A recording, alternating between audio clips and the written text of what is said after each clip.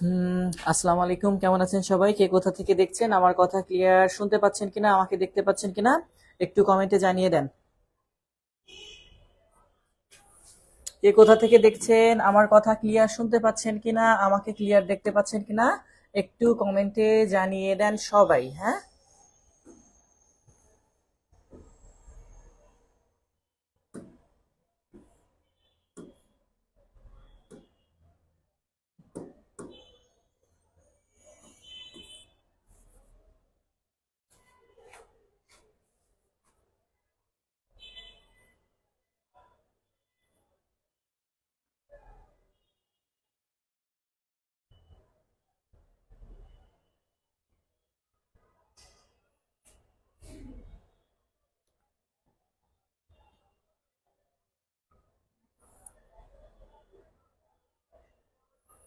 সবাই একটু দ্রুত জয়েন করে ফেলেন। অনেকেই সালাম দিয়েছেন। এম কে জান্নাতি, ওয়ালাইকুম আসসালাম। শোনা যাচ্ছে ফার্মগেট ঢাকা থেকে। সজীব বিশ্বাস, ক্লিয়ার আছে সবকিছু। পূজা সাহা বলছে পাইছি গোপালগঞ্জ থেকে। রাফসান আহমেদ। তো যাই হোক, যারা যুক্ত আছেন এত সময় ধরে সকলকে অসংখ্য ধন্যবাদ। এখন মেইন যে বিষয়টা, আমরা মেইন কথায় চলে আসি, সেটা হচ্ছে যে স্যার, আমাদের এই যে আমরা যে টপিকটা পড়বো এখন, এই টপিকে এই টপিকে গতকাল আমরা ক্লাসে কতটুকু কমপ্লিট করেছিলাম সেটা একটু আমাকে জানাবেন কাইন্ডলি। যে গত ক্লাসে আমরা কতটুকু পড়েছিলাম এখানে, সেটা একটু কাইন্ডলি জানাবেন আমাকে, হ্যাঁ।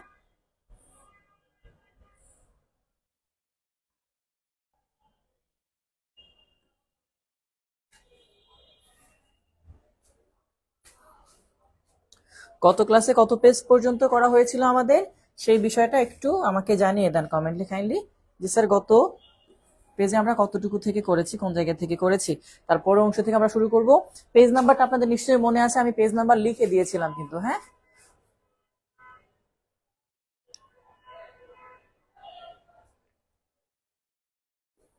430 পেজ। ওকে।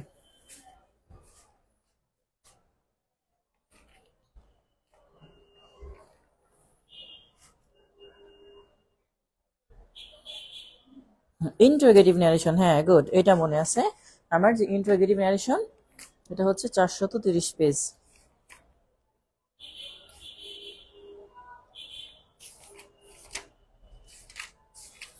ইন্টারোগেটিভটা আমরা করিয়েছিলাম, তাই না? আজকে ন্যারেশন অফ ইম্পারেটিভ সেন্টেন্সের 400 পৃষ্ঠা থেকে, না 430 পৃষ্ঠা থেকে।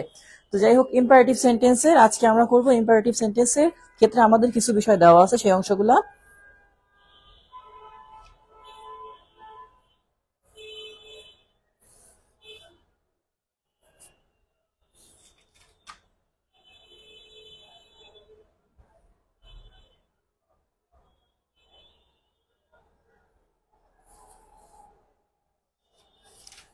আচ্ছা, যাদের প্রশ্ন আছে যে স্যার ভাইয়া এটা আমরা প্রবলেম আছে, প্রবলেমটা সলভিং ক্লাসে জিজ্ঞাসা করবেন। খুব শীঘ্রই আমরা ন্যারেশনের উপর সলভিং ক্লাস নেব, হ্যাঁ। তখন সলভিং ক্লাসে আমাকে আস্ক করবেন এই প্রশ্নগুলো, তখন আবার বুঝিয়ে দিব। অবশ্যই সলভিং ক্লাসে যারা জয়েন করবেন তারা এই ক্লাসটা করে তারপরে প্রশ্ন করবেন, তাহলে হয়তোবা সুবিধা হবে আমাদের জন্য এক্সট্রা বেশি। তো যাই হোক, আমরা কথা না বাড়িয়ে আমাদের কাজ শুরু করি। তো খেয়াল করেন, আমরা যে অংশটার মধ্যে আছি স্যার, এটা হচ্ছে কি আমাদের ন্যারেশন পার্ট 2 আজকের ক্লাসে, যেখানে আমরা দেখব কোত্থেকে ইম্পারেটিভ সেন্টেন্সের ন্যারেশন, তাই না? যে স্যার, ইম্পারেটিভ সেন্টেন্সে কিভাবে ন্যারেশন করা হয়। তো আপনাদের নিশ্চয়ই জানা আছে ইম্পারেটিভ সেন্টেন্স কাকে বলে। সাধারণত আদেশ, উপদেশ, অনুরোধ বোঝায়।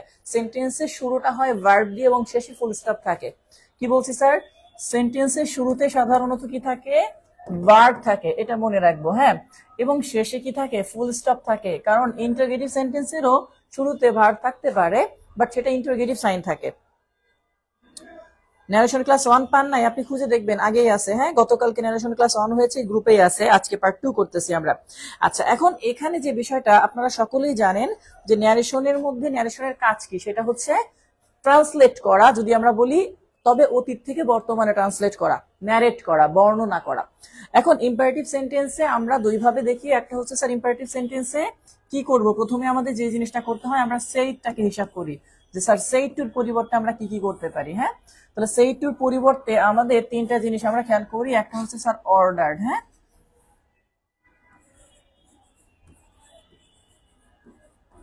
অর্ডার এটা থাকে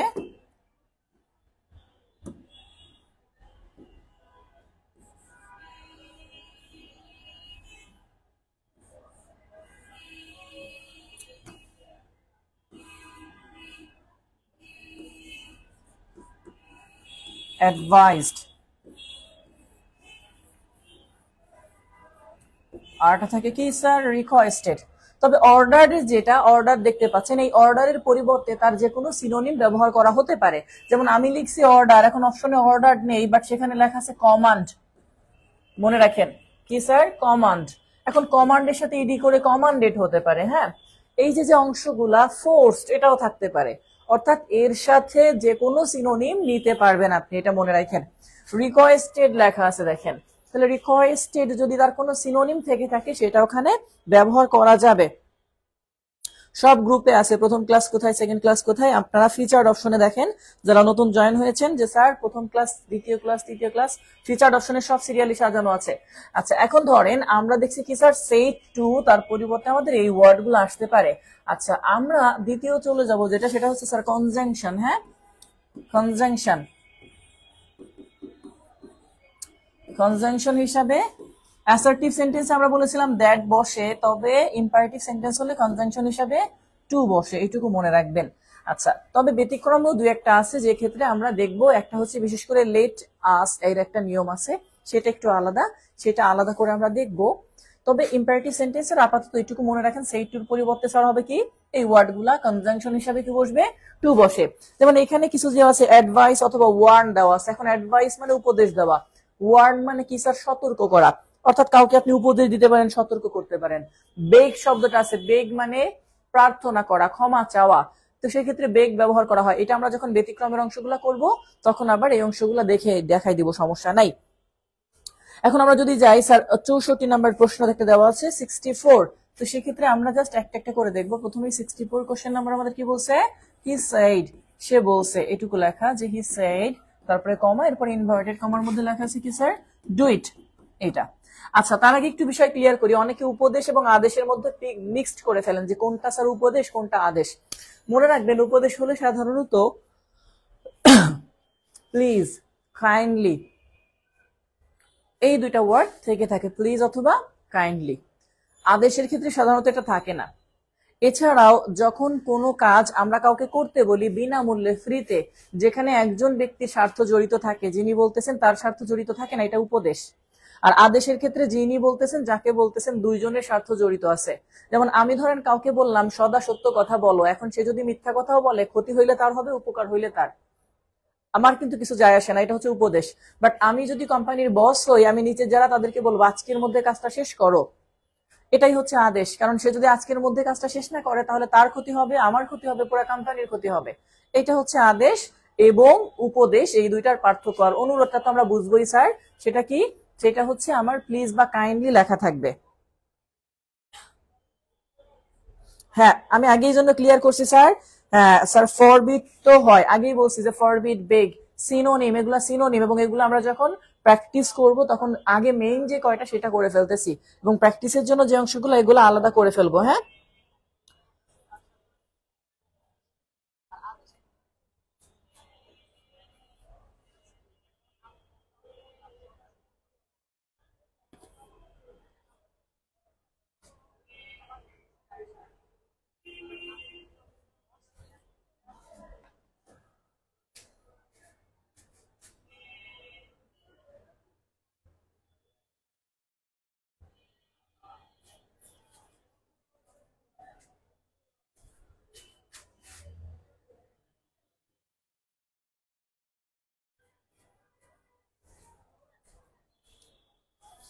আচ্ছা এইবার আমরা জাস্ট এটা যদি খেয়াল করি, স্যার বলছে কি ডু ইট, এটা একটা আদেশ যে এটা করো। যদি প্লিজ বা কাইন্ডলি লেখা থাকতো তাহলে বুঝতে পারতাম এটা অনুরোধ, তাই না?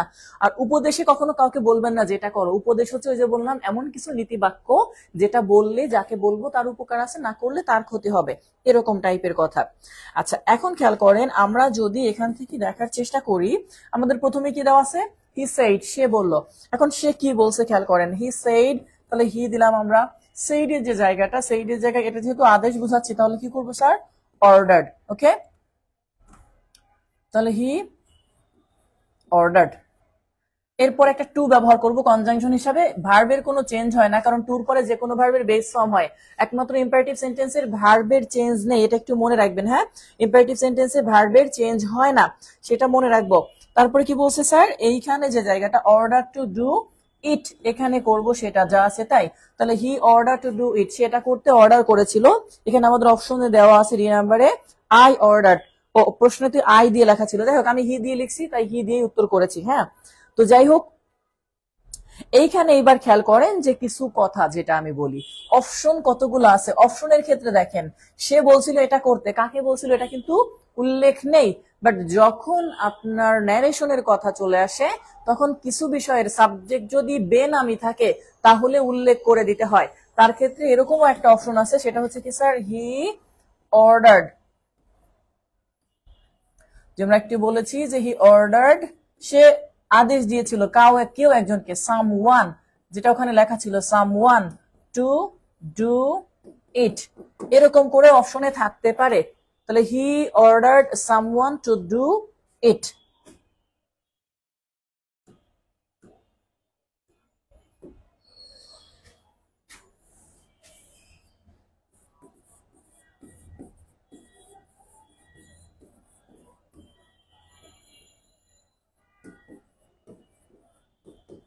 এরকম। তো এখন অপশন আকারে, অপশনের উপর নির্ভর করে আপনাদের উত্তরে দেখেন, উত্তরে একটা আছে I ordered someone to do it, আর একটা জায়গায় লেখা আছে স্যার শুধুমাত্র আই সেইড ডু ইট। এখন যদি এরকম অপশন থাকে, যদিও বাকি অপশনগুলো নেই, যেহেতু ওই অপশনের মধ্যে শুধু এটাই আছে, বাকি সব জায়গায় সেইড সেইড সেইড লেখা ছিল, বাট আমি একসাথে দুইটাই দেখাই দিচ্ছি। যদি এরকমও থাকে আবার এরকমও থাকে, তখন আপনাকে অবজেক্ট কল্পনা করে কেউ একজন না কেউ একজনকে বলছে, কল্পনা করে তারপরে এটাকে কারেক্ট করতে হবে। যদি ওইটা না থাকে অপশনে, তাহলে এইটাকে কারেক্ট করতে হবে। আমার কথা নিশ্চয়ই বুঝতে পারছেন। He ordered someone to do ইট। ফারজানা হেমা, আসসালামু আলাইকুম স্যার। ওয়ালাইকুম আসসালাম। আচ্ছা, এরপরে আমরা আরো একটা সেন্টেন্স দেখি। সেখানে বলছে কি, you had better not leave your room unlocked, said my friend.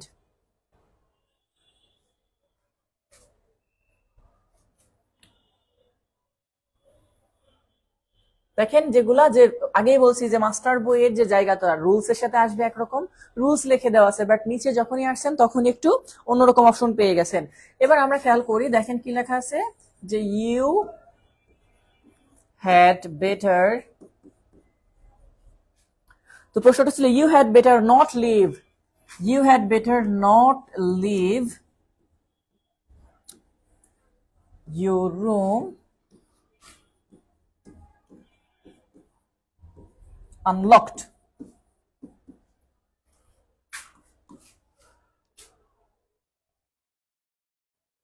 তারপরে কি লেখা, said my friends, said my friends. এবার খেয়াল করেন, এটাকে যখন করতে বলে আমরা সর্বপ্রথম দেখেন কি বলছে, যে you had better not leave your room, তোমার রুমটা আনলক করে যাওয়া উচিত না। টোটালি এই যে কথাটা, এটা কিন্তু অ্যাসার্টিভ সেন্টেন্স মনে হতে পারে, বাট আপনি একটা জিনিস খেয়াল করেন, অ্যাসার্টিভ সেন্টেন্সের শুরুতে কি থাকে স্যার, ভার্ব থাকে, বাট ইউ উজ্জ থাকে। আপনারা নিশ্চয়ই পড়ছেন, এখানে ইউটা উল্লেখ করে দিছে। আসল কথা হচ্ছে you should not, you should not leave your room unlocked, কথাটা এরকম হওয়ার কথা ছিল, বাট ওনারা হ্যাড বেটার মানে বরং ভালো, সেই হিসাবে করছে বরং ভালোর অপশন দিয়ে, যে you had better not leave your room unlocked, said my friends. তাহলে মাই ফ্রেন্ডস যেটা, আমরা ওইটাকে আগে করে ফেলবো, মাই ফ্রেন্ডস,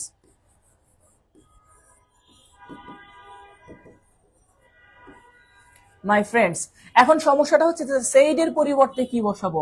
এই যে আপনি নিজে চিন্তা করেন, তোমার বরং রুমটা আনলক করে যাওয়া ভালো, অর্থাৎ আনলক থাকা অবস্থায় যাওয়া উচিত না, যেটাকে আমরা বলি। এখন কাউকে যখন আপনি উচিত না এই কথাটা বলতেছেন, এখানে আপনি শুড নট কথাটা ব্যবহার করতে পারেন। তাহলে এইখানে হচ্ছে কি, শুড নটটা দেয় নাই, তারা দিয়ে দিচ্ছে কি হ্যাড বেটার। তো আমাদের কাজ কি, এই ক্ষেত্রে যখন আপনি দেখবেন যে কোনো কিছু বরং ভালো বোঝাচ্ছে, যার জন্য ক্ষতি হওয়ার সম্ভাবনা আছে না পালন করলে, কি বলছি, না পালন করলে ক্ষতি হওয়ার সম্ভাবনা আছে, সেক্ষেত্রে ওয়ার্ন শব্দটা ব্যবহার করা হয়, সতর্ক করা। কি করা স্যার, ওয়ার্ন শব্দটা ব্যবহার করা। আপনি ওয়ার্নিং দেন না কাউকে, সেই টাইপের। তো ওয়ার্ন শব্দটা যদি অপশনে না থাকে সেক্ষেত্রে অ্যাডভাইসড কথাটা ব্যবহার করা যাবে। তো যেহেতু আমাদের ওয়ার্ন ওখানে অপশনে ছিল, তাহলে আমরা সেই ক্ষেত্রে ওয়ার্ন শব্দটাই নিচ্ছি। ওয়ার্ন এর জায়গায় যদি অ্যাডভাইস থাকতো, ওয়ার্ন না থাকতো, তখন আমরা অ্যাডভাইসড কথাটাও নিতে পারতাম। তাহলে মাই ফ্রেন্ডস অ্যাডভাইসড, আমার ফ্রেন্ড অ্যাডভাইস দিছে।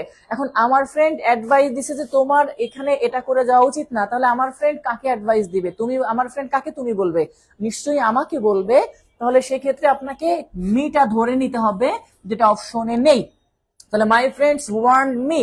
এবার চলে আসেন কনজাংশন হিসাবে টু বসে, বাট সেন্টেন্সের কোথাও যদি নেগেটিভ ওয়ার্ড থাকে মানে অবশ্যই নেগেটিভ অ্যাডভার্ব, যেমন এখানে নট আছে বা ডোন্ট বা এই টাইপের যে কোনো একটা কিছু, যদি কোথাও নেগেটিভ কথা থাকে তাহলে টুর সাথে যুক্ত হবে নট টু। কি স্যার?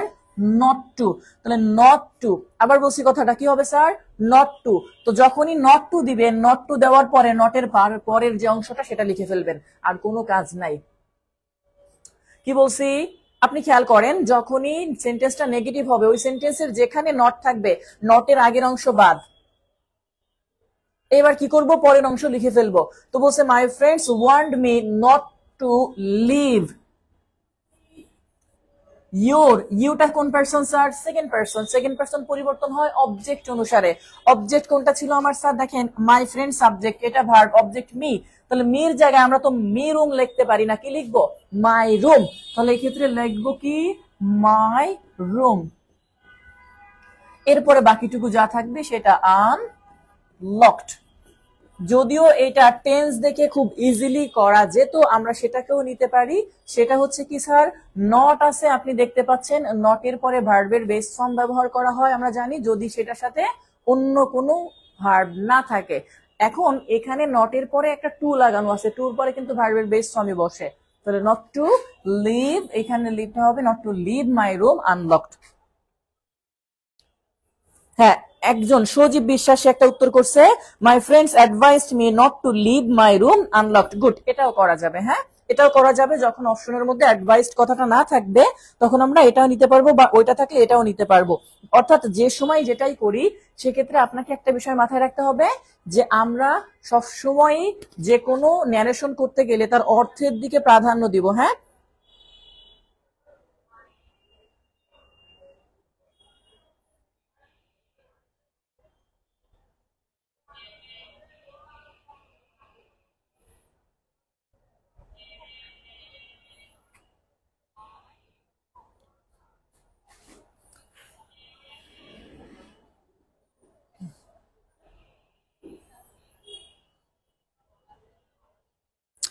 আস্তে আস্তে 64 নাম্বার সামওয়ান কেন হয়েছে আগেই বলছি, আপনি তাহলে প্রথমে খেয়াল করেন নাই। বলছি কি যে কেউ একজনকে না কেউ একজনকে বলা হয়েছে, যখন অপশনে সামওয়ান আছে সামওয়ানটা উত্তর। এখন আমরা অন্যগুলা উত্তর নিতে পারতাম, আপনারা যারা উপরেরটা খেয়াল করেন নাই তারা দেখেন অপশনে যদি এটা থাকতো আমরা নিতে পারতাম, বাট এটা অপশনে নেই।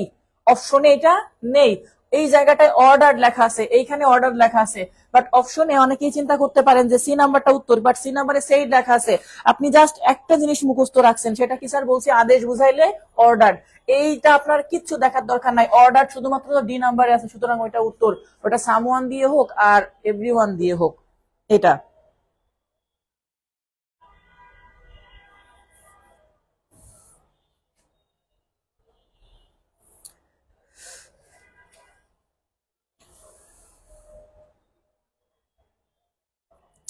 আচ্ছা, আমরা এরপরে স্যার আরো দু একটা এক্সাম্পল দেখবো, তারপরে তো আবার অবশ্যই বলছি রুলস আকারে করা হবে আপনাদের জন্য। আমি জাস্ট একটা প্রশ্ন দিচ্ছি, he said to his master forgive me sir. দেখেন আমরা যেটা শিখে যাই, এখন অপশনে যদি সেটা না থাকে অন্যগুলাকে অপশন আকারে নেওয়া যাবে। সেটা কেমন? প্রশ্নটা ছিল এরকম যে he said to his master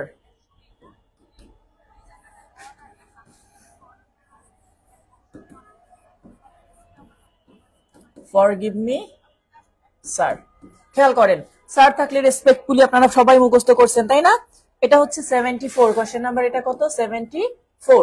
এই 74 নম্বর প্রশ্নে সে ডিরেক্টলি বলে দিছে, তাহলে he said to his master. এখন আপনি খেয়াল করেন, যখন আপনি এই সেন্টেন্সটাকে যদি আমরা নর্মাল নিয়মে করি তাহলে কেমন হবে? নর্মাল নিয়মে হলে সেটা হচ্ছে প্রার্থনা করা। তাহলে এইখান থেকে দেখেন আমরা ইনভার্টেড কমার বাহিরের অংশে আগে নিব, সেটা কি? Forgive me sir. এটা হচ্ছে ইনভার্টেড কমার ভিতরে আছে, বাহিরের অংশ কি he said to his master, তাহলে আপনি কি করবেন হি স্যার থাকলে কি লিখতে হয় মনে আছে না, রেসপেক্টফুলি। ওকে, হি রেসপেক্টফুলি। ওকে, এবার দেখেন বেকড, এই যে ক্ষমা করে দেওয়া বলতে বেকড ব্যবহার করা হয়। এখন বেকড শব্দটা আমরা ব্যবহার করতেছি মানে ক্ষমা চাওয়া, তাহলে হি রেসপেক্টফুলি বেকড, মাস্টার দেওয়া আছে সাথে হিজ লেখা আছে, তাহলে এটা করবেন হিজ মাস্টার। যেহেতু এটা ইম্পারেটিভ সেন্টেন্স, টু দিয়ে যুক্ত করবেন কনজাংশন টু, তারপর হচ্ছে ফরগিভ। মি লেখা আছে, মি কোন person sir, first person, first person পরিবর্তন হয় সাবজেক্ট অনুসারে, তাহলে হি থেকে কোথায় আসতেছে হিম, এটা। এবার খেয়াল করেন অপশনের মধ্যে এটা নাই, অপশনের মধ্যে রেসপেক্টফুলি কথাটা নাই, তো রেসপেক্টফুলি কথাটা নাই তাই বলে কি আমরা উত্তর দিব না? দেখেন অপশনের মধ্যে রেসপেক্টফুলি কথাটা আছে কিনা, he begged his master to forgive him, দেখেন এখানে রেসপেক্টফুলি কথাটা নাই। এখন রেসপেক্টফুলি কথাটা নাই, সো হোয়াট, আপনার বাকিটা উত্তর, মেইন অংশটা ঠিক আছে। এই ক্ষমা চাওয়া প্রার্থনা করা বোঝাতে বেগ শব্দটা ব্যবহার করা হয়। উইথ রেসপেক্টফুলি কখনোই লেখা যাবে না, উইথ দিলে শুধু রেসপেক্ট, উইথ না দিলে শুধু রেসপেক্টফুলি, এটা একটু মনে রাখবেন ভাইয়া। উইথ দিলে রেসপেক্ট, উইথ না দিলে তখন হচ্ছে রেসপেক্টফুলি।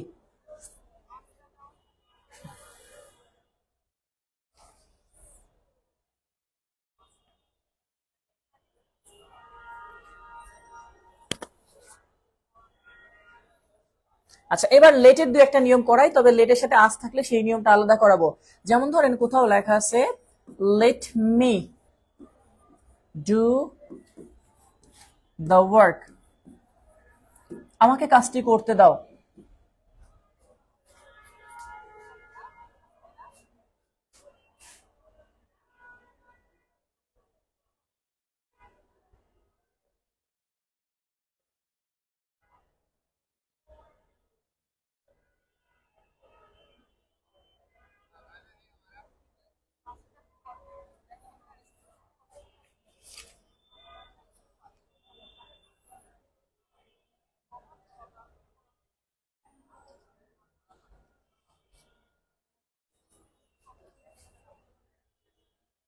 আচ্ছা, এখন ধরেন আমি যেটা বলছিলাম যে sir let me do the work, এরপরে ধরেন আমি কি বললাম, আই সেড মাই বস। দেখেন আমি যখন আমার বসের কথা বলছি, যে বসকে যে আমাকে কাজটি করতে দেন, বসকে আপনি কখনো আদেশ দিতে পারেন না, আপনি অনুরোধ করতে পারেন, আপনাকে বুঝে নিতে হবে এই ক্ষেত্রে। অবশ্যই সাথে প্লিজ থাকলে তো থাকলো, না থাকলেও বুঝে নিতে হয়। তো আমরা কি করব স্যার, এই যে অংশটা দেখতেছেন সেইড টু, তাহলে সেইড টু মাই বস, আমরা সেটার পরিবর্তে আগে বাহিরের অংশ লিখে ফেলি, সেখানে হচ্ছে কি sir, I requested, I requested, requested কাকে রিকোয়েস্ট করছিলাম, আমার বসকে, তাহলে মাই বস, আই রিকোয়েস্টেড মাই বস। এই পর্যন্ত আসার পরে এবার ইম্পারেটিভ সেন্টেন্স যেহেতু শুরুতে চলে আসবেন, তাহলে আই রিকোয়েস্টেড মাই বস একটা টু দিয়ে যুক্ত করবেন, টু দেওয়ার পরে কি ছিল স্যার, লেট, তাহলে টু লেট এই কথাটা ব্যবহার করবেন, লেট। লেটের পরে দেখেন মি লেখা ছিল, হ্যাঁ মি কোন person sir, first person, subject অনুসারে হয়, তাহলে সাবজেক্ট আমার আই ছিল, আই থেকে মি, মি বসে যাবে, তাহলে টু লেট মি, তারপর হচ্ছে ডু দা ওয়ার্ক। এখন কথা হচ্ছে যে স্যার শুধু লেট দিলে আমরা উপরে এত সময় যে নিয়ম করছি সেম নিয়ম, বাট যদি লেটের সাথে আস ব্যবহার করা হয়, লেট আস, সেই কথাটাকে আগে ঘুরায় আলাদা করি স্যার, লেট আস অথবা লেটস, লেটস এর শর্ট ফর্ম এটা হচ্ছে, আর এটা হচ্ছে ফুল ফর্ম। ছোটবেলায় ট্যাগ কোশ্চেন না করছেন, লেটস বা লেটাস থাকলে কি করতাম মনে আছে না স্যার, শ্যাল উই। এখন আপনি দেখেন এটাকে অ্যাসার্টিভ করলে কি হয় বলেন তো, শ্যাল উই কে অ্যাসার্টিভ করলে মূলত হয় কি, উই শ্যাল। এবার খেয়াল করেন উই শ্যাল, শ্যালকে যদি আমরা পাস্ট আকারে নিয়ে যাই তাহলে কি হয় স্যার, যেহেতু আমরা ন্যারেশন করলে পাস্ট করি, তাহলে উই শুড কি ব্যবহার করব, উই শুড। এখন আপনাদের মনে রাখার জন্য বলি যে স্যার এগুলার দরকার নাই মনে রাখার, আপনি মনে মনে ভেবে নিবেন যেখানে লেটাস লেখা আছে ওইখানে লেটাস নাই, ওখানে লেখা আছে উই শ্যাল।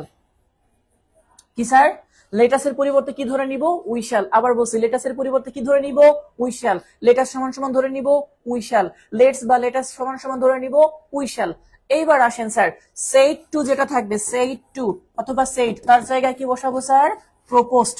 সেইড টু বা সেইড থাকলে কি বসাবো, প্রপোজড। কনজাংশন কি বসবে, কনজাংশন দ্যাট, কনজাংশন দ্যাট, আমি জাস্ট বইয়ের মতো বলছি না, বাট বইয়ের রুলস বলছি আমরা, বই একটু অন্যভাবে লেখা আছে। লেটার সমান সমান ধরবেন কি উই শ্যাল, তাহলে আর কোনোদিন ভুল হবে না। এবং সেড টু পরিবর্তে প্রপোজড, কনজাংশন হিসাবে কি দ্যাট, মানে অনেকটা অ্যাসার্টিভের মতো, তাহলে আপনার জন্য বুঝতে সুবিধা হবে। আচ্ছা, এবার কি বলছে, he shed to me let's go home together. আমরা যদি কোশ্চেনটা দেখি, কোশ্চেন নাম্বার 75, 75 নম্বর প্রশ্ন, যেখানে বলেছে কি যে হি সেড টু মি, সে আমাকে বলল, সে আমাকে কি বলছে, he shed to me let's go together, go home together. তাহলে এই ক্ষেত্রে আপনি এইটা কি করবেন, কি লেখা ছিল স্যার, লেটস অথবা লেট আস গো হোম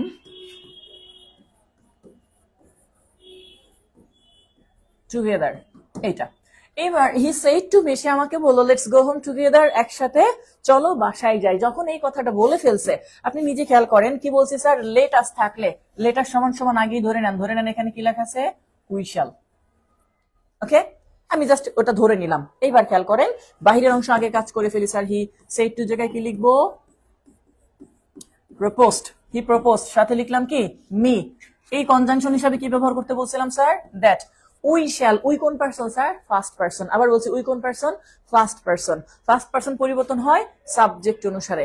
এখন দেখেন সাবজেক্টে কথা হচ্ছে সে বলছে আমাকে, তাহলে সে আর আমি দুইজন মিলে কিন্তু আমরা হয়। আবার বলছি সে আর আমি দুইজন মিলে কি আমরা। যদি বলতো সে আর করিম তাহলে বলতাম তারা। আমার কথাটি একটু ভালো করে বুঝেন, সে এবং আমি, করিম এবং আমি, রহিম এবং আমি, সবগুলোর মধ্যে আমি থাকলে মানেই হচ্ছে আমরা, তখন উইটা উই থেকে যাবে। আর যখন সে আর করিম মানে তারা, রহিম আর করিম তখন তারা, যার মধ্যে আমি থাকবো না, তখন আমরা এখানে দে ব্যবহার করতাম উত্তরে। ওকে, তো যেহেতু সে আমাকে বলছে তাহলে উই যেটা আছে উইটা আর আমরা চেঞ্জ করব না, উই যা আছে তাই থেকে যাবে উই, কারণ সে আর আমি দুইজনে মিলে আমরাই হয়। তাহলে উই শ্যালের পাস্ট কি স্যার, শুড, তাহলে উই শুড, বাকিটুকু যা থাকবে তাই, গো হোম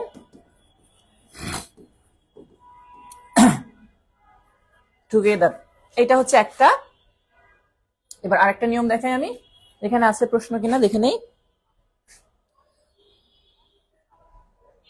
সাজেস্টেড টু দিয়ে করবেন না, কেন সাজেস্টেড করতেছেন আর কেন শ্যালকে ওভাবেই রাখতেছেন?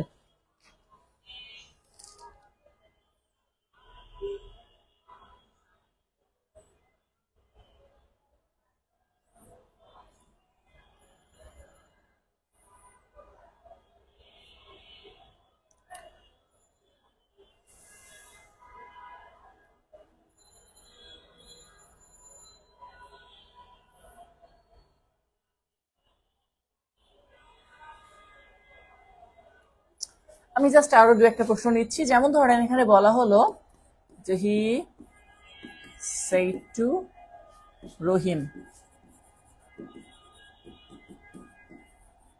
লেটস প্লে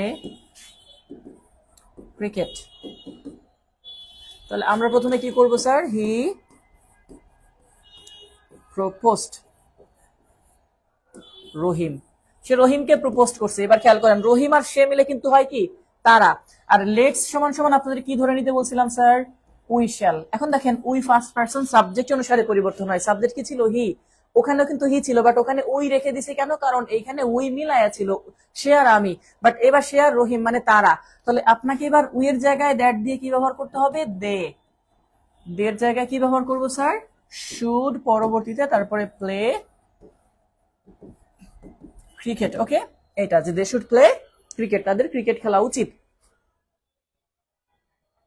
বুঝতে পারছি ভাইয়া, শুডের নিয়মটা বুঝতে পারছি কিনা, যে লেটাস থাকলে এই নিয়মে করতে হবে, লেটাস থাকলে কি করব, এই নিয়মে করব, এটা একটু মাথায় রাখবো।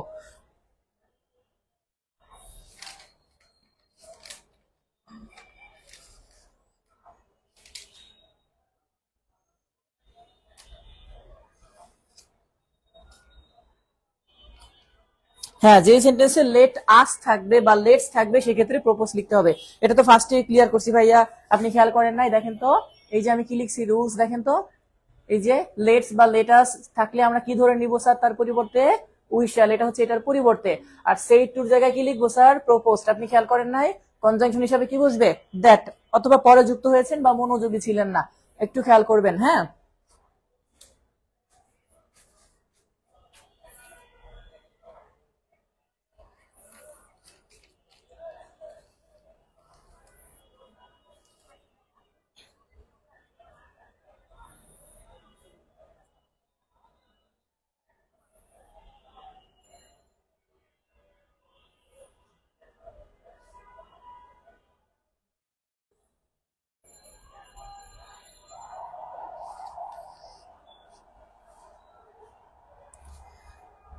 হয়েছে, এই পর্যন্ত হয়েছে। আচ্ছা, এবার অপশন দেখেন, আপনাদেরকে আরো কিছু বিষয় দেখে আগে বলছি ভাইয়া ন্যারেশন করতে গেলে অর্থটা খুবই জরুরি, কারণ এই ক্ষেত্রে মিনিংটা খুব বেশি ভ্যারি করে, মিনিং এর উপর নির্ভর করে অনেক সময় অনেক সেন্টেন্স চেঞ্জ হয়, যেটা আপনাদের মনে রাখতে হবে। মিনিংটা এখানে খুবই খুবই জরুরি। আচ্ছা, আমরা যদি 78 নম্বর প্রশ্নটা দেখি, খেয়াল করেন যে 78 প্রশ্ন নম্বর, যেটা একটু অন্যরকম। প্রশ্নটার উত্তর কেমন হইতো আপনি যদি করতেন? Let me come in said he. প্রশ্ন ছিল এরকম যে লেট মি কাম ইন, তাহলে বলছে লেট মি কাম ইন। এখন এই যে প্রশ্নটা আপনি যদি অংশ দেখেন, কি বলছিল এখানে যে সেইড হি অথবা হি সেইড, কি যদি ভুল না হয় আমার, সেইড হি, হ্যাঁ এইটুকুই লেখা ছিল। এখন দেখেন আপনি, এটা কিন্তু লেট আস দিয়ে শুরু হয় না, শুরু হয়েছে কি স্যার লেট মি দিয়ে। তো এটা দিয়ে স্যার রিকোয়েস্ট বোঝাচ্ছে যে আমাকে ভিতরে আসতে দিন, তাহলে অনুরোধ, কেউ আদেশ করে বলবে না যে আমাকে আসতে দিন, আদেশ করলে সে আইসাই করবে এটা। তাহলে অনুরোধ করা বোঝালে আমরা সেইড এর জায়গায় রিকোয়েস্টেড লিখি। তাহলে বাহিরের অংশ দেখেন, প্রথমে হি লিখলেন, তারপরে কি লিখবো স্যার, রিকোয়েস্টেড, সে অনুরোধ করছে। এইবার এখান থেকে যদি যান, খেয়াল করেন এইখানে যদি আমরা দেই কনজাংশন হিসাবে কি বসাবো, টু, তারপরে লেট মি মানে কি স্যার আমাকে, আমি ফার্স্ট পারসন, তাহলে ফার্স্ট পারসন সাবজেক্ট অনুসারে হয় মানে হি, তাহলে এইখানে আমরা লেটের পরে কি দিব স্যার, হিম। তারপরে কি লিখেছি, কাম, কাম থাকলে কি লিখতে হয় বলেন তো, গো। তারপরে ইন, সেটা ব্যবহার করবেন ইন। এটা হচ্ছে একটা সিকোয়েন্স, দেখেন খেয়াল করেন। এখন আমরা যদি এখান থেকে খেয়াল করি, এইটা ছাড়া আরো কিছু অপশন আপনি নিতে পারেন। সেটা কেমন, সেটা হচ্ছে ধরেন কোথাও লেখা আছে হি, এবার আপনি রিকোয়েস্টেড এখানে ব্যবহার করলেন স্যার রিকোয়েস্টেড। এখন রিকোয়েস্টেড এর সাথে লেখা আছে কি স্যার, সামওয়ান, যেটা অপশনে হয়তো থাকলে উত্তর নিতে পারবেন। তাহলে সামওয়ান টু, তারপর হচ্ছে কি sir late him go in, তাকে ভিতরে যাওয়ার জন্য কেউ একজনকে সে অনুরোধ করছে, এটা হচ্ছে দ্বিতীয় অপশন। এখন দেখেন আমি কেন বলছি যে অর্থটা খুবই গুরুত্বপূর্ণ, কারণ অর্থের উপর ভ্যারি করে।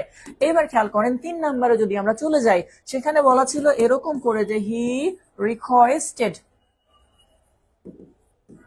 সে অনুরোধ করেছিল। এরপরে এখানে অ্যাসার্টিভের নিয়মে করছে that he mite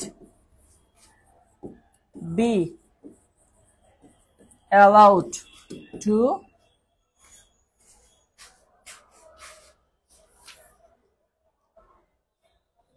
come in। এখন কথা হচ্ছে যে স্যার প্রথম দুইটা উত্তর কেন নিলাম না, এখানে নাই উত্তর, আপনি নিবেন কিভাবে? এটা অপশনে নাই, তাহলে এটা নিতাম, এটা অপশনে নাই, তাহলে এটা নিতাম। এখন আছে কোনটা, এইটা, মানে অর্থ যে সে অনুরোধ করছিল যে তাকে যদি ভিতরে যাওয়ার জন্য আদেশ দেওয়া হতো বা অ্যালাউ করা হতো এরকম করে। তো এই জন্য সম্পূর্ণ অপশনের উপর নির্ভর করে। লেট মি এর ব্যবহারে কনজাংশন দ্যাট হবে না, লেট মি এর ব্যবহারে কনজাংশন হিসেবে দ্যাট হয় না। বাট অপশনে যদি এটা না থাকে তখন দেওয়া যাবে। ন্যারেশন জিনিসটাই এমন, যেখানে ট্রান্সলেট করা, অর্থাৎ আপনি অতীতে একটা কথা শুনছেন, বর্তমানে বলতেছেন, অর্থের সাথে মিল রেখে যেটাই হোক সেটা কারেক্ট, যদি গ্রামাটিক্যালি ভুল না হয়। বুঝতে পারছি ভাইয়া? He might to let him go in, এটা ব্যবহার করা যাবে না। He might to let him go in, এটা ব্যবহার করা যাবে না। হি মাইট কেন ব্যবহার করবেন? হি মাইট টু লেট হিম, সে নিজেকে ভিতরে যেতে দিতে পারে, সে কখনো নিজেকে যেতে দিতে পারে না। সে নিজে যেতে পারে, বাট সে নিজে কাউকে নিজে যেতে দিতে পারে না, এটা অর্থের সাথে মিলবে না। হ্যাঁ, ন্যারেশন মানে প্যারেশন একজন বলছে। যাই হোক, এখন কথা হচ্ছে এই সকল ক্ষেত্রে স্যার আপনি জাস্ট চিন্তা করবেন যে অনুরোধ করছে, তাহলে রিকোয়েস্টেড কথাটা আমার কোথায় আছে, রিকোয়েস্টেড কথাটা কোথায় আছে, সহজ সরল টেকনিক যেটা, যে প্রশ্ন পড়ছেন বুঝতে পারছেন এটা অনুরোধ বুঝাইছে, সুতরাং অনুরোধ যেহেতু বুঝাইছে তাহলে সেইটির জায়গায় রিকোয়েস্টেড লেখা থাকবে। 4টা অপশন খুঁজেন, দেখেন কয়টার মধ্যে রিকোয়েস্ট আছে, শুধুমাত্র লাস্ট একটা রিকোয়েস্টেড আছে, সুতরাং এটা অর্ডার, কারণ এখানে কোনো প্রপোজড হবে না, এখানে কোনো অ্যাডভাইসও করে না, এখানে আপনি ওইটা দেখে করবেন, সহজ হবে আপনার জন্য। হ্যাঁ,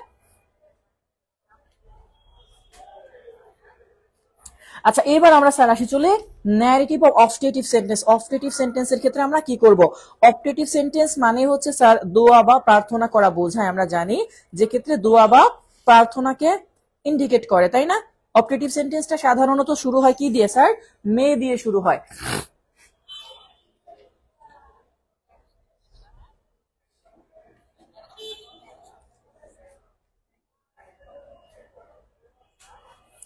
যখন ক্লাস করি তখন মনে হয় পারি, পরে মনে হয় পারি না। যখন ক্লাস করেন তখনই ওই জায়গায় যে প্র্যাকটিসটা করবেন, প্র্যাকটিসের পাশাপাশি আবার কোনো সমস্যা পাইলে সেটাকে ইন্ডিকেট করে সাথে সাথেই রেখে দিবেন, রেড পয়েন্ট মানে রেড কালার পেন দিয়ে, যেন ভাইয়া নেক্সট ক্লাস করলে আপনি ওইটাকে আবার ভাইয়ার দিকে ছুড়ে দিতে পারেন যে ভাইয়া এটা বুঝাই দেন। এভাবে করতে করতে ইমপ্রুভ হবে। হ্যাঁ, যাদের খুবই দুর্বল বেসিকটা তাদের জন্য ইমপ্রুভ করাটা এর বিকল্প কিছু নেই, বারবার বারবার বারবার প্র্যাকটিস করতে হবে। কেমন?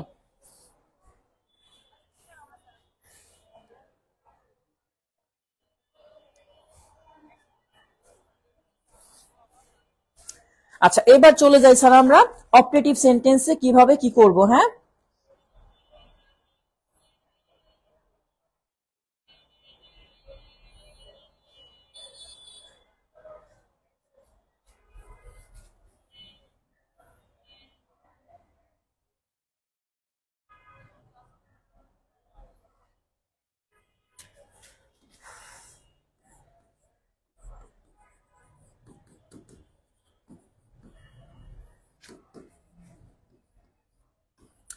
অপারেটিভ সেন্টেন্সে কি হয় স্যার? সাধারণত দোয়া, জি স্যার, অপারেটিভ সেন্টেন্সে সাধারণত দোয়া,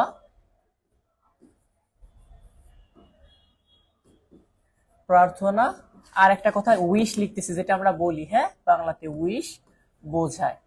আচ্ছা, এক্ষেত্রে আমাদের একটা বিষয় মাথায় রাখতে হবে স্যার, দোয়া বা প্রার্থনার ক্ষেত্রে, দোয়া বা প্রার্থনা যদি হয় সেক্ষেত্রে সেইডের সাথে যদি টু থাকে, সেইড টু সমান সমান আমরা যে ওয়ার্ডটা লিখবো স্যার সেটা হচ্ছে প্রেড। সেইড টু জায়গায় কি লিখবো স্যার? প্রেড, এটা মনে রাখবেন। আর উইশ করা বোঝায়, যদি উইশ করা বোঝায় তাহলে সরাসরি উইশড কথাটা লিখে দিবেন, অথবা অন্য কিছু। যদি উইশড নাও থাকে বাট দোয়া বা প্রার্থনা বোঝাই নাই, সেক্ষেত্রেও আপনি উইশড লিখবেন, মানে এই দুইটা বাদে বাকি ক্ষেত্রে আপনি উইশড লিখবেন। হ্যাঁ, আচ্ছা, কনজাংশন যেটা স্যার যুক্ত করার ক্ষেত্রে, কনজাংশনটা অলওয়েজ দ্যাট বসবে। কি বসবে স্যার? দ্যাট। কনজাংশনটা বসবে কি? দ্যাট। আর আনসারটা তো সবসময় অ্যাসার্টিভ হবে, এটা আমরা শুরুতেই ক্লাসে ক্লিয়ার করছি যে ন্যারেশনের answer always will be at the format of assertive sentence. এখন খেয়াল করেন, যখন আমরা এই সেন্টেন্সের এক্সাম্পল আকারে করতে চাই, যেমন ধরেন এখানে লেখা আছে, আমরা যদি দেই, লেখা থাকলো করিম, তারপরে সেইড লেখা আছে, Karim said to me, may Allah bless you, Allah তোমার মঙ্গল করুক। হ্যাঁ, তো যখন এই টাইপের কথা আপনি দেখতে পাচ্ছেন, এটা হচ্ছে দোয়া সরাসরি, তাহলে আমরা কি করব স্যার? করিম সেইড টু, সাথে এখানে একটা মি লিখতে চেয়েছিলাম যেটা একটু হয়ে গেছে, আমরা পাশে লিখে নেই তাহলে সুবিধা হবে। তাহলে করিম সেইড টু মি। এবার আসেন আমরা যদি বাহিরের অংশ আগে লিখি, তাহলে করিম কথাটা আগে লিখবো। করিম সরাসরি দোয়া বুঝাইছে, তাহলে প্রেড মি, কনজাংশন হিসাবে কি বসাবো স্যার? দ্যাট। তাহলে করিম প্রেড মি দ্যাট, করিম আমাকে প্রেড করলো দ্যাট। এবার এটাকে অ্যাসার্টিভ করবেন, আর কোনো কাজ না। অ্যাসার্টিভ করা মানে সাবজেক্ট আগে বসানো, ভার্বটা পরে নেওয়া। তাহলে আপনি আগে লিখে ফেললেন আল্লাহ, ভার্বটা যদি পরে নেন এই পাশে, মানে আল্লাহর পরে, অবশ্যই তার পাস্ট করতে হবে, আমরা সবসময় করে আসি, যেটা মেয়ের পাস্ট কি স্যার? মাইট। মাইট, বাকিটুকু যা আছে তাই ব্লেজ। ইউ কোন person sir? Second person. Second person পরিবর্তন হয় অবজেক্ট অনুসারে। এই সেন্টেন্সের অবজেক্ট কি ছিল? মি। তাহলে আমরা শেষেও ব্লেজের সাথে কি লিখতে পারি স্যার?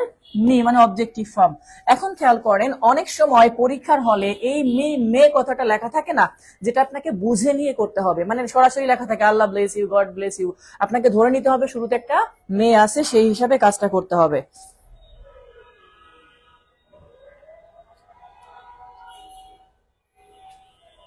এবার খেয়াল করেন, তাসমিয়া ইসলাম বলছে ভাইয়ার হাতের লেখা কত সুন্দর। হাতের লেখা সবারই সুন্দর। ওকে, আচ্ছা, এখন ধরেন আমি জাস্ট একটা জায়গায় দেখি যেখানে বলছে প্রশ্ন নাম্বার হচ্ছে teacher said to me may you pass the examination 82, ঠিক যেটা করছি এত সময় আমরা, এটারই একটা ফরম্যাট। 82 প্রশ্নটা 82 নম্বর প্রশ্ন, যেখানে বলা হচ্ছে teacher, teacher said to me, teacher আগে একটা দা ছিল, আমি দা দেই নাই, ধরে নেন সমস্যা নাই।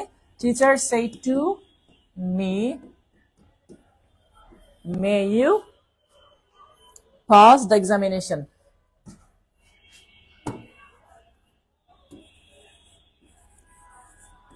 May you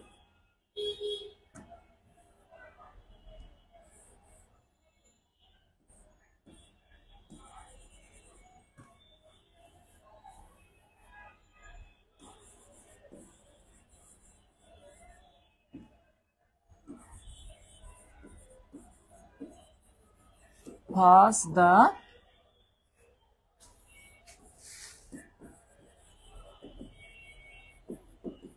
examination. হ্যাঁ, এইটা। এখন ধরেন এই যে কথাটা তারা বললো,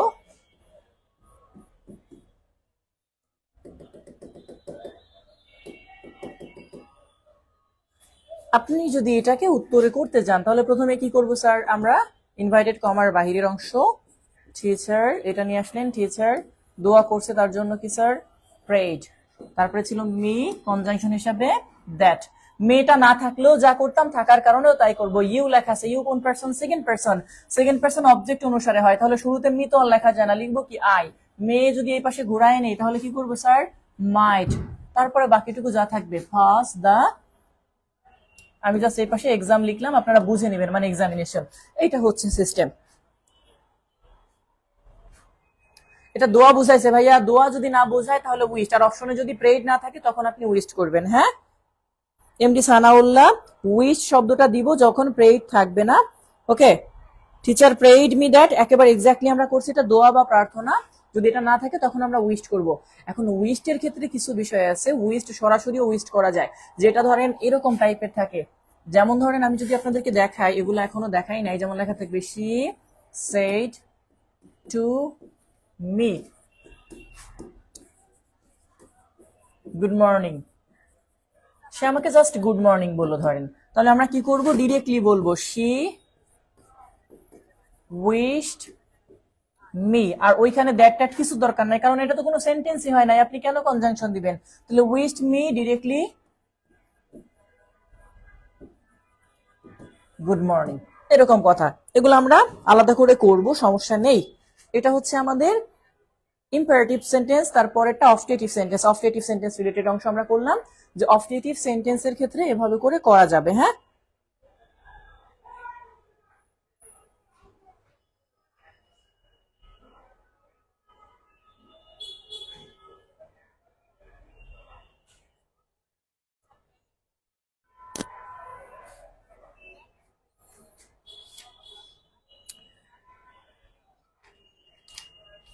আচ্ছা এইবার আসি sir exclamatory sentence and others, যেখানে আমাদের কিছু লেখা আছে অ্যালাস বা হুররে বা ফা ইত্যাদি উঠে গিয়ে রিপোর্টেড স্পিচ সোসাইটি সেন্টেন্স হয়। তারপরে হচ্ছে হাউ ওয়ার্ড দি এক্সক্লোমেটরি ইত্যাদি ইত্যাদি হয়। তারপরে যাই হোক তাই হোক আমরা দেখি আমাদের মতো করে। স্যার প্রেইডের পরে অবজেক্ট না দিলে সমস্যা হবে কি, অবজেক্ট তো আপনাকে দিতে বলে নাই ভাইয়া, তারা অপশন দিয়ে দিবে, আপনাকে আইডেন্টিফাই করতে হবে। সমস্যা কি তা তো বুঝতেই পারতেছেন, প্রেইডের পরে অবশ্যই এখানে থাকলে অবজেক্ট দিতে হবে, না থাকলে তো দেওয়ার দরকার নাই, না থাকলেও দেওয়ার দরকার নাই। ধরেন লেখা আছে করিম সেড গড ব্লেস ইউ, তাহলে লিখবেন করিম প্রেইড দ্যাট গড ব্লেস মি। এখন যখন বলেই দিছে গড ব্লেস ইউ, তোমার মঙ্গল করুক, তাহলে কেউ একজনকে তো বলছে, না থাকলে সামওয়ান লিখে দিতে হয়। অপশনে সামওয়ান না থাকলে যদি লেখা থাকে মি, তাহলে মি ধরে নিতে হয়। এটা সম্পূর্ণ অর্থের উপরে নির্ভর করে। সানাউল্লাহ নূর সানি। ওকে, আচ্ছা এবার আমরা চলে যাই স্যার এক্সক্লোমেটরি সেন্টেন্সের ক্ষেত্রে আমরা কি করতে পারি, narration of exclamatory sentence. Okay,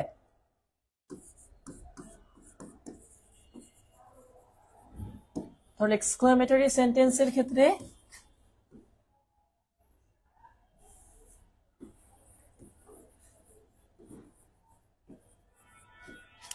exclamatory সেন্টেন্সে আমরা কিভাবে বুঝবো, এই সাইনটা দেখে বুঝতে পারি এটা এক্সক্লেমেটরি সেন্টেন্স, তাই না? তাহলে এক্সক্লেমেটরি সেন্টেন্সটাকে আমরা কিভাবে উত্তরের মধ্যে নিয়ে আসবো এবং কিভাবে করব সেই বিষয়টা একটু খেয়াল করব। তো এক্সক্লেমেটরি সেন্টেন্সে দেখেন প্রথম কথা হচ্ছে যে স্যার সেইড থাকুক বা সেইড টু থাকুক বা যাই কিছু থাকুক, এই সেইড টুটাকেই আমরা সাধারণত কাউন্ট করি। তাহলে সেইড টুর পরিবর্তে আমরা দুইটা জিনিস খেয়াল করি, একটা হচ্ছে স্যার এক্সক্লেমড। হ্যাঁ,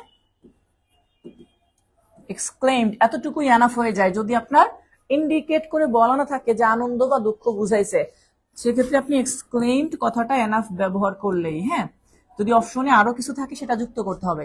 এখন এক্সক্লেমড এর সাথে আমরা কি ব্যবহার করি স্যার, এক্সক্লেমড উইথ জয়। কখন ব্যবহার করি এটা, যে কোনো ওয়ার্ড দ্বারা যদি আনন্দ প্রকাশ পায়। হ্যাঁ, কি স্যার, আনন্দ। যেমন আনন্দ বুঝাইতে হুররা কথাটা লেখা থাকে আমরা জানি, হুররা অথবা ইয়াহ, এই যেরকম কথাটা ইয়াহু বা ইয়া, এই টাইপের যে কথাগুলা, এগুলা দিয়ে সাধারণত আনন্দ প্রকাশ করে। যদি এরকম কথা থাকে তাহলে আমরা এক্সক্লেমড উইথ জয় কথাটা লিখবো। আর যদি দুঃখ বুঝায় সেটার ক্ষেত্রে এক্সক্লেমড উইথ সরো। সরো বোঝানোর জন্য যে ওয়ার্ড, সেই ওয়ার্ড গুলো আমরা জানি। যেমন ধরেন এখানে থাকতে পারে অ্যালাস অথবা ফাই, অথবা অনেক সময় এরকম কথা লেখা থাকে যে ও দুঃখ কষ্ট, হ্যাঁ। তো এই টাইপের কথাগুলোও যদি থাকে সেটাকে আমরা এক্সক্লেইমড উইথ সরো করব। আচ্ছা এবার আসেন স্যার কনজাংশন হিসাবে কি করব স্যার? কনজাংশন হিসাবে দ্যাট বসবে। কনজাংশন হিসাবে কি বসবে? দ্যাট। ওখানে জাস্ট কিছু কথা আছে। এবার ছোটবেলায় ফিরে যেতে হবে। ছোটবেলায় আপনারা যখন চেঞ্জিং সেন্টেন্স করতেন তখন এক্সক্লেমেটরি থেকে অ্যাসার্টিভের একটা নিয়ম পড়ছিলেন। সেটা হচ্ছে স্যার এ থাকলে আমরা একটা প্রশ্ন এরকম করতাম যে হোয়াট এ থাকলে এ ভেরি, হাউ থাকলে শুধু ভেরি। তার মানে এই বিষয়টা এরকম যে যদি স্যার হাউ থাকে হাউ, তাহলে কি করতাম স্যার? শুধু ভেরি। আর হোয়াট এ থাকলে এ ভেরি। এটা অনেক ক্ষেত্রে সেসব জায়গায় গ্রেটও লেখা থাকতো, সেক্ষেত্রে আমরা ভেরি কথাটা ব্যবহার করতাম, যেখানে গ্রেট কথাটাও ব্যবহার করা হতো। হাউ থাকলে শুধু ভেরি, হোয়াটে থাকলে এ ভেরি। তাহলে তিনটা কথা বলছি স্যার। আনন্দ বা দুঃখ বুঝাইলে কি হবে? কনজাংশন দ্যাট বসবে। হাউ থাকলে শুধু ভেরি, হোয়াটে থাকলে এ ভেরি। এইবার আসেন স্যার আমাদের এক্সাম্পলে। যদি আমরা এগুলোর এক্সাম্পলে চলে যাই, প্রথমেই আমাদের একটা এক্সাম্পল আছে, Anika exclaim that she was a grateful. এই যে গ্রেটফুল, এখন এটা অ্যাসার্টিভ থেকে উল্টা আছে, আমরা উল্টাটাকে করে নেই, তারপরে কারেক্টটা করে ফেলবো। 87 করে পরে 86 নাম্বারটা করব। এটা প্রাথমিক সহকারী শিক্ষক প্রধান শিক্ষক আসছিল। Nasima said what a picture it is, B নাম্বারে। হ্যাঁ, তাহলে আমরা প্রথমে এক্সাম্পলটা দেই। সেখানে কি বলছে স্যার? নাসিমা সেড, নাসিমা বলল, কি বলছে? What a picture it is. তো যখন এই টাইপটা করছে আপনাকে বুঝে নিতে হবে, এখানে কিন্তু বলা নাই ওরকম যে আনন্দ বা দুঃখ বুঝাইছে, সেজন্য আমি ক্লিয়ার বলছি যে শুধু এক্সপ্লেইন পর্যন্ত দিলেই এনাফ। তাহলে আমরা প্রথমে কি করব স্যার? নাসিমা দিলেন, নাসিমা এক্সক্লেইমড। যদি হুররে বা এলাস থাকতো তাহলে উইথ জয় বা সরো ব্যবহার করতাম, যেহেতু নেই করার কিছু নাই। এবার দেখেন এই অংশটার ক্ষেত্রে কনজাংশন হিসাবে কি ব্যবহার করব? দ্যাট। এইবার বাকিটা অবশ্যই অ্যাসার্টিভে উত্তর হবে। অ্যাসার্টিভ মানে আগে সাবজেক্ট পরে ভার্ব, বাট এক্সক্লেমেটরিতে সাবজেক্ট আর ভার্ব শেষে থাকে, যেটা আপনারা এইখানে দেখতে পাচ্ছেন ইট ইজ। তাহলে আমরা ইট ইজটাকে শুরুতে নিয়ে আসবো, ইট। এবার খেয়াল করেন ইজ আছে যেহেতু, তাহলে পাস্ট করে দিতে হবে ইট ওয়াজ। যখন আপনি এইটুকু করছেন আর এইটুকুর কাজ শেষ, এখন বাকি আছে কি? What a picture. একটু আগে লিখছি স্যার হোয়াট এ। একটা হচ্ছে স্যার হোয়াট এ থাকলে এ ভেরি, যদিও এখানে হোয়াট এর সাথে এ কথাটা লিখি নাই। হোয়াট এ থাকলে কি? A very. হাউ থাকলে শুধু ভেরি। তাহলে হোয়াট এ লেখা আছে, আপনি তার জন্য কি লিখবেন স্যার? এ। এখন দেখেন এখানে কথাটা হচ্ছে পিকচার। তো বলছে একটা নাউন, নাউন যদি থাকে তাহলে তার আগে গ্রেট লিখতে হয়। কি স্যার? নাউন যদি থাকে, আবার বলি sir, very plus adjective. Very plus কি? অ্যাডজেক্টিভ। আর গ্রেট যদি দিতে হয় স্যার, গ্রেট যদি দেই তাহলে গ্রেট এর পরে কি স্যার? নাউন। তাহলে আমার এখানে দেখেন আপনি হোয়াট এ, তার জন্য কি লিখেছেন? এ পর্যন্ত লিখছেন। এখন হোয়াট কথাটা আছে আর এখানে আছে পিকচার, বাট পিকচার কথাটার আগে তো আর ভেরি লেখা যায় না, কারণ কি লিখছি আমরা স্যার? নাউনের পূর্বে ভেরি না লিখে গ্রেট লিখতে হয়। তাহলে আপনাকে লিখতে হবে it was a great picture. Okay, it was a great picture. কথাটা এরকম যে Nasima exclaimed that it was a great picture.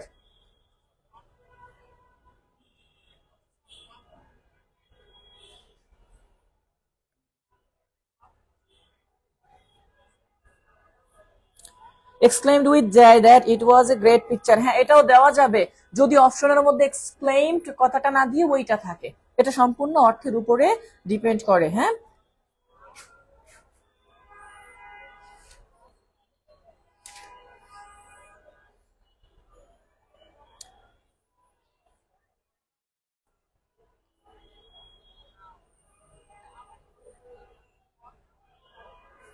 আচ্ছা আমরা আরো দু একটা এক্সাম্পল দেখবো এখানকার, তাহলে আপনাদের জন্য আরো একটু সুবিধা হবে। এটা ছিল হচ্ছে নাসিমা, যেটা 87, প্রশ্ন নাম্বার 87। আর এরপরে যদি আমরা দেখি 89 প্রশ্ন, 89 এ কি বলছে? এটা বলছে he said alas I am undone. তাহলে হি সেড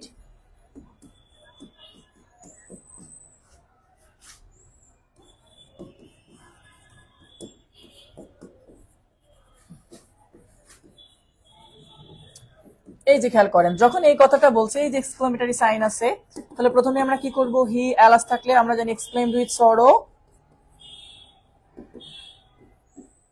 এক্সক্লেমড, তার সঙ্গে কি করব স্যার? With sorrow. কনজাংশন হিসাবে কি বসাবো? দ্যাট।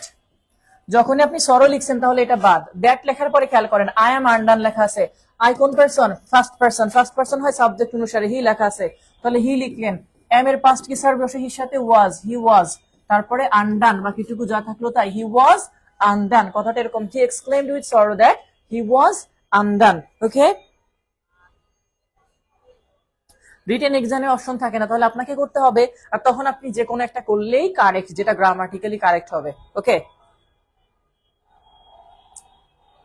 আচ্ছা এইবার আমরা আরো কিছু এক্সট্রা রুল দেখবো, যে রুলগুলা বারবার পরীক্ষাতে আসছে, যেটা আমরা দেখেছি একটু আগে already. Good morning, evening, afternoon, এগুলা যদি থাকে, উইশ করা, তাহলে সরাসরি উইশ লিখতে হয়, যেটা আপনাদেরকে বলছি। যখন যদি বলেন, আমি লিখছি ধরেন আই সেইড টু রিপন, আমি রিপনকে বললাম গুড ইভিনিং। এগুলো আমার সাথে সাথে লিখে ফেলবেন আপনারা কমেন্টে, তাহলে সুবিধা হবে, কারণ এগুলো প্রিভিয়াস কোশ্চেন। হ্যাঁ, তাহলে এই যে এই ধরনের কথা যদি লেখা থাকে উইশ করা, তাহলে সরাসরি আমরা কি লিখবো? সেই টু জায়গায় উইশড। তাহলে আই উইশড রিপন। যেহেতু এটা কোনো সেন্টেন্স হয় নাই, সুতরাং কোনো কনজাংশনও দেওয়ার দরকার নেই, হুবহু এটা বসে যাবে। তাহলে I wished Ripon good evening. অথবা দেখেন আমি আরো কিছু দিয়ে দিচ্ছি এখানে, I said to Karim thank you. আমি করিমকে বললাম ধন্যবাদ, তাহলে ডিরেক্ট বলতে পারি যে আমি করিমকে ধন্যবাদ জানাইছি। তাহলে কি করতে পারি স্যার? আই থ্যাঙ্কড করিম। ওকে, এভাবে করলে হয়ে যাবে। ওকে,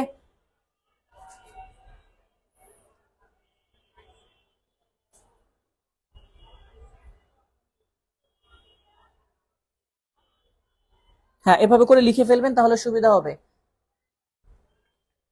আচ্ছা তারপরে স্যার বিদায় জানানো, কি স্যার? বিদায় জানানো। বিদায় জানানোর ওয়ার্ড গুলোর মধ্যে আমরা কেমন বলি? যেমন ধরেন গুড নাইট, যখন কাউকে বলেন গুড নাইট, মনে আছে না আপনাদের? ফেয়ারওয়েল, এখানে আরো কিছু লেখা আছে, গুড নাইট, গুড বাই, বা অন্য কোনো বিদায়মূলক কথা যেটা দিয়ে আপনি বুঝতে পারেন কাউকে আপনি বিদায় জানাচ্ছেন। ওকে, এখন এরকম কথা হইলে তাহলে সেইড যেটা থাকে, সেইড এর পরিবর্তে বা সেইড টুর পরিবর্তে আমরা যেটা ব্যবহার করি সেটা হচ্ছে স্যার বেড। বেড মানে বিদায় জানানো। কি স্যার? বেড মানে বিদায় জানানো। এবার এক্সাম্পল দেখেন, ধরেন কোথাও লেখা আছে, আমরা এখানে লিখলাম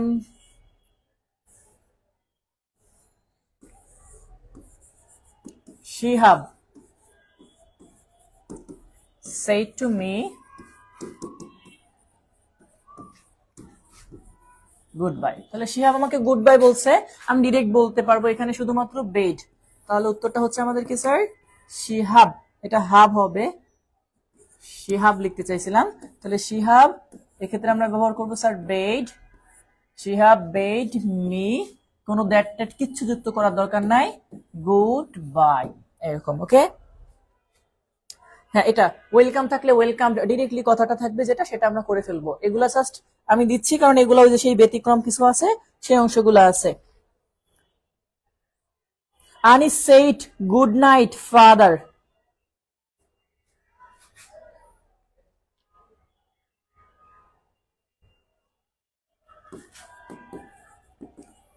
আনিস সেইড কি বলছে? Good night father. তো এই ধরনের কথা দেখেন আনিস ডিরেক্টলি বলছে, তাহলে আমরা প্রথমে কি করবো স্যার?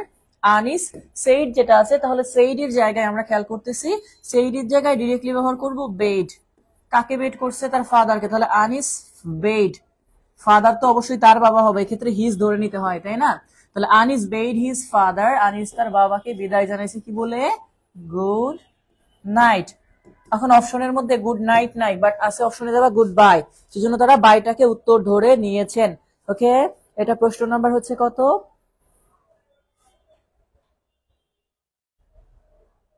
ও গুড বাই, প্রশ্নেই গুড বাই আছে, সমস্যা নেই।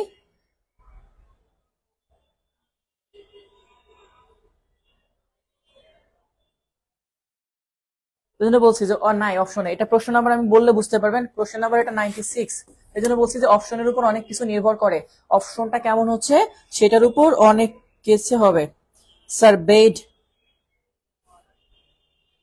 না বেডের দিয়ে না, বেডের পাস্ট ফর্ম আছে এটা, বেড, বিড, বেড। হ্যাঁ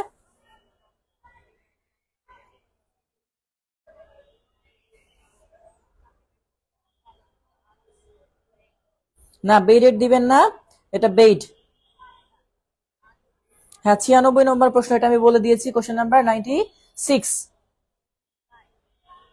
দেখেন এখানে লেখা আছে গুড নাইট, বাট অপশনের মধ্যে গুড নাইট নাই, লেখা আছে কি গুড বাই। ওটাকে ধরে নিয়ে করতে হবে যে বিদায় জানাইছে, গুড নাইট বলে গুড বাই বলছে। ওকে, আপনাকে কিছু প্রশ্ন এভাবে করে বুঝে নিতে হবে, ঠিক আছে? আচ্ছা, I called him a coward লেখা ছিল, এই যে এই কথাগুলো একটু ঘুরাই ঘুরাই আসে, I called him a coward, I called him a coward, আমি তাকে একটা ভীতু বলছি, ভীতু। তাহলে ডিরেক্টলি দেখেন আপনি বলছেন কি যে আমি তাকে বলছি ভীতু, তাহলে আমি তাকে বলছি যে তুমি একটা ভীতু, কথাটা এরকম আসে। তাহলে আই সেড টু হিম, আমি তাকে বলছি। এবার ইনভাইটেড কমা দিবেন, আর এখানে আসে কি sir, you are a coward.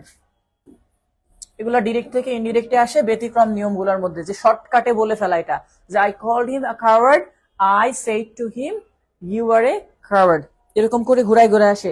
এই জন্য বলছি এগুলাকে ভাইয়া করে ফেলবেন, দেখবেন আমার সাথে সাথে করে ফেলবেন, বুঝতে সোজা হবে। যেমন Rahim called me a coward, এটা অনেকবার আসছে পরীক্ষাতে। তাহলে Rahim said to me coward, just এরকম। এই যে কথাটা বলছে দেখেন, অপশনের মধ্যে যদি এটা না থাকতো, শুধু এটুকু লেখা থাকতো, তাও কিন্তু উত্তর হয়ে যেত। হ্যাঁ, কাওয়ার্ড, যে I called to him coward. যেমন Rahim said to called me a coward, এখানে লেখা ছিল Rahim said to me coward, just আলাদা। এটা প্রশ্ন নাম্বার কত, 99 প্রশ্ন, মানে 99 এর আশপাশে যতগুলো প্রশ্ন সব এই একই স্টাইলে আছে, ঠিক আছে? আচ্ছা 100 নম্বর প্রশ্নটা অলরেডি করছি, থ্যাঙ্কড এর নিয়মটা করছি, যে স্যার থ্যাঙ্কড, থ্যাঙ্কড, এটা অলরেডি 100 নম্বর প্রশ্নটা করছি। Come in my friend said I,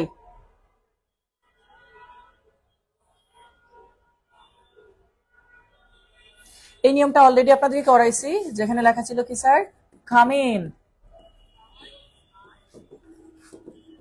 my friend said I.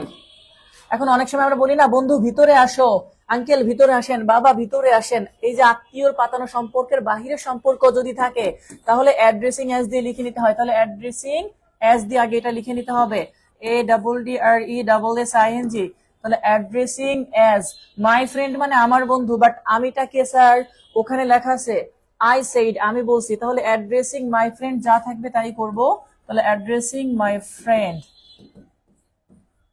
এরপরে কি স্যার আই, এই যে দেখেন কাম ইন লেখা আছে না, তাহলে কাম ইন এর জায়গায় আপনি বলতে পারেন অ্যালাউড, এটা দিতে পারেন, অথবা রিকোয়েস্টেড, এটা দিতে পারেন। এটা অপশনের উপর সম্পূর্ণ নির্ভর করে, অর্থাৎ যে সময় দেখবেন সম্পূর্ণ অপশনের উপর নির্ভর করে। তাহলে addressing him as my friend, এখানে লেখা ছিল, এটা ডিরেক্টলি ইনডিরেক্ট থেকে করা ছিল, তো যেখানে লেখা ছিল এরকম ভাবে, তাহলে অ্যাড্রেসিং অ্যাজ মাই ফ্রেন্ড, যেখানে মাই ফ্রেন্ড না দিয়ে ওনারা আবার ইনডিরেক্ট করছে, তো এই জন্য অ্যাড্রেসিং হিম, যদিও ডিরেক্টলি একসাথে লেখা থাকবে না, addressing him as my friend, মানে তাকে আমার একটা বন্ধু হিসাবে সম্বোধন করে।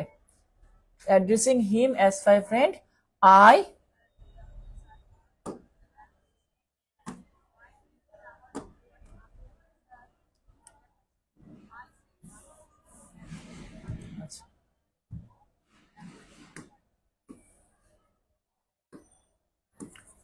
I said to him, ব্র্যাকেটে শুধু লিখে দিছে কাম ইন, এরকম। তো এই জন্য বললাম যে এটা সম্পূর্ণ অপশনের উপর নির্ভর করে। এখন কেউ যদি এটাকে লিখতো addressing my friend I said to come in, তো এটা অপশনের উপর সম্পূর্ণ নির্ভর করে। বেডের প্রেজেন্ট ফর্ম কি স্যার, বেডের প্রেজেন্ট এবং পাস্ট দুইটা করবেন, শুধু পাস্ট পার্টিসিপল আছে বিআইডি, বিড, ওকে, এটা করবেন। বেডের প্রেজেন্ট পাস্ট এটা করবেন, বেডের দরকার নাই, বেডের পাস্ট হিসাবে বেডই ব্যবহার করা হয়, বেডেরও ব্যবহার করা যায়, এটা অনেক ক্ষেত্রে করা যায়, বেডেরটাও ব্যবহার করা যায়, ঠিক গট গটেন, আবার গট গটও ব্যবহার করা যায়, ওকে। যেমন এখানে বাই গড, এই by God I am telling the truth he said.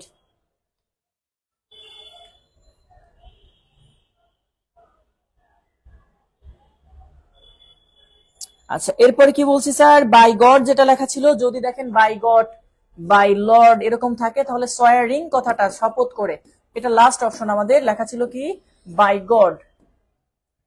তারপরে কি বলছে, I am telling the truth, I am telling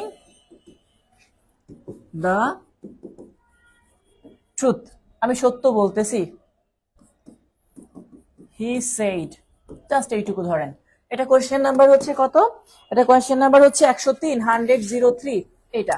তাহলে যখন by God by Lord by অমুক তমুক লেখা থাকবে তাহলে সোয়ারিং দিয়ে নিতে হয়, কি স্যার, শপথ করে, তাহলে সোয়ারিং, সোয়ারিং বাই গড, জি বড় হাতের দিয়ে করতে হবে কারণ গড গড। এরপরে বাহিরের অংশ লিখবেন হি, তারপরে সেইড সে বলল, দ্যাট যে, I am telling the truth, তাহলে আই এম এর জায়গায় কি হবে sir, he was telling the truth. Okay, এটা যে swearing by God he said that he was telling the truth, এরকম।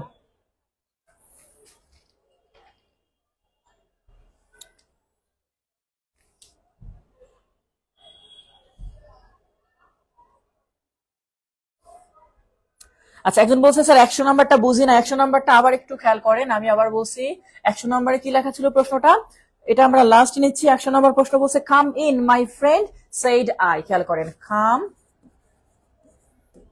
ইন মাই ফ্রেন্ড, এরপর লেখা ছিল কি স্যার, সেইড আই। এইবার আমাদের 100 নাম্বার প্রশ্নটা কই,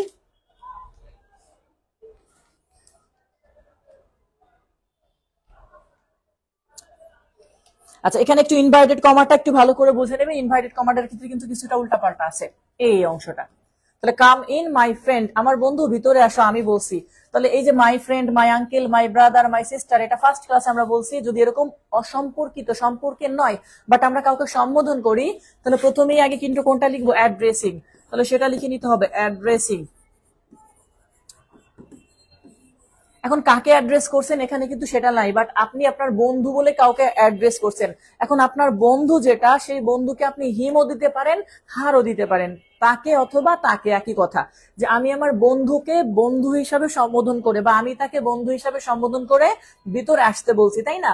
তাহলে অ্যাড্রেসিং কাকে তাকে লেখা নাই, বাট আপনাকে ধরে নিতে হবে অ্যাড্রেসিং হিম, কেউ একজন আছে তাকে বলতেছেন, অ্যাড্রেসিং হিম কি হিসাবে, আপনার বন্ধু, তাহলে addressing him as my friend, এই কথাটা কে বলতেছে, আমি বলতেছি, এই জন্য বলছি যে addressing him as my friend, আমি আমার বন্ধু হিসাবে তাকে সম্বোধন করে আমি এবার বলছি, তাহলে আমি বলছি যেহেতু, তাহলে I said আসার কথা, তাহলে I said। এখন I said আপনি এখানে লিখলেন I said, যদি আপনি said এর সাথে টু চান তাহলে টু দিবেন, I said to him কথাটা এখানে লেখা নাই, থাকলে আপনি ধরে নিয়ে করতে পারেন, তাহলে addressing as my friend I said to him, আমার বন্ধু হিসাবে তাকে সম্বোধন করে আমি তাকে বললাম, কি বললাম, এইবার কমা দিয়ে সেই অংশটা লেখা, তাহলে টু, এইবার খেয়াল করেন কাম লেখা থাকলে গো লিখতে হয়, আপনারা তো নিশ্চয়ই জানেন, আর এটা কোন সেন্টেন্স, ইম্পারেটিভ সেন্টেন্স, তাহলে টু গো ইন, এটা হচ্ছে ওখানে দেওয়া আছে। এখন কেউ যদি চিন্তা করে অ্যাড্রেসিং লিখছে তারপরে হিম কথাটা লেখে নাই, তাও হবে তারটা, যে addressing as my friend I said to go in, এই অংশটা তখন না লিখলেও চলবে, এটা সম্পূর্ণ অপশনের উপর নির্ভর করে। অপশনে আমার অ্যাড্রেসিং অ্যাজ দিয়ে দেখেন যে অ্যাড্রেসিং অ্যাজ দেওয়া, 100 নাম্বার প্রশ্নটা সবগুলো অ্যাড্রেসিং দেওয়া আছে, অ্যাড্রেসিং হিম, বাট সবগুলোর মধ্যে একটা আছে আস্কড, আস্কড হচ্ছে প্রশ্নবোধক চিহ্ন থাকলে আমরা চিন্তা করতাম যে হ্যাঁ প্রশ্নবোধক চিহ্ন আছে তাহলে আমরা আস্কড করতে পারবো, কোথাও প্রশ্নবোধক চিহ্ন নাই মানে আস্কডেরটা কাটা। তারপরে কি লেখা ছিল আর একটা অপশনে, আর একটা লেখা আছে হ্যাভ, হ্যাভ তো অপশনেই নাই, আপনি কেন দিবেন, টোল্ড যেটা, told him to come in, আর একটা হচ্ছে টু গো ইন, আমরা পড়ছিলাম স্যার কাম থাকলে গো লিখতে হয়, তাই না? তো এখানে কাজ ছিল তাই এটা আমরা গো দিয়েই করছি কামের জন্য। তো যাই হোক, এটা ছিল হচ্ছে আমাদের ন্যারেশনের উপরে সেকেন্ড ক্লাস। এরপরে কিন্তু আর রুলস নেই, এরপরে যা আছে এক্সাম্পল, প্রিভিয়াস কোশ্চেন, আপনারা এগুলো একটু সলভ করবেন, কোনো প্রশ্ন থাকলে সলভিং ক্লাসে আবার সেগুলোর জন্য রেখে দিবেন মার্ক করে, হ্যাঁ। আমরা তাহলে নেক্সট ক্লাসে আবার যুক্ত হব বিভিন্ন ভিন্ন ভিন্ন টপিক নিয়ে, যে টপিক আছে। তো সবাই ভালো থাকবেন, সুস্থ থাকবেন। আর আপনাদেরকে একটা কথা বলে রাখি, আপনাদের জন্য আমি কিছু ফ্রি ক্লাসের ব্যবস্থা করেছি। আগামীকাল বাংলার উপর একজন টিচার ম্যাম ক্লাস নেবে আপনাদের। সে হচ্ছে মেবি ক্লাসটা হবে সন্ধ্যা 7টার সময়। তারপর আমি জানিয়ে দিব সন্ধ্যা 7টার সময় টপিক সম্ভবত সমাস, এটা ফ্রি থাকবে সবার জন্য, সমাস। হ্যাঁ, এই টপিকটা নিয়ে আগামীকাল আপনাদের প্রশ্ন থাকলে সেটাও করতে পারবেন। ক্লাস টাইম হবে সন্ধ্যা 7টার সময় ইনশাআল্লাহ, একটু কম বেশি হতে পারে, আমি হোয়াটসঅ্যাপে জানিয়ে দিব। তো সবাই যাই হোক ভালো থাকবেন, সুস্থ থাকবেন, ভাইয়ার জন্য দোয়া করবেন। বিদায় নিচ্ছি, আল্লাহ হাফেজ।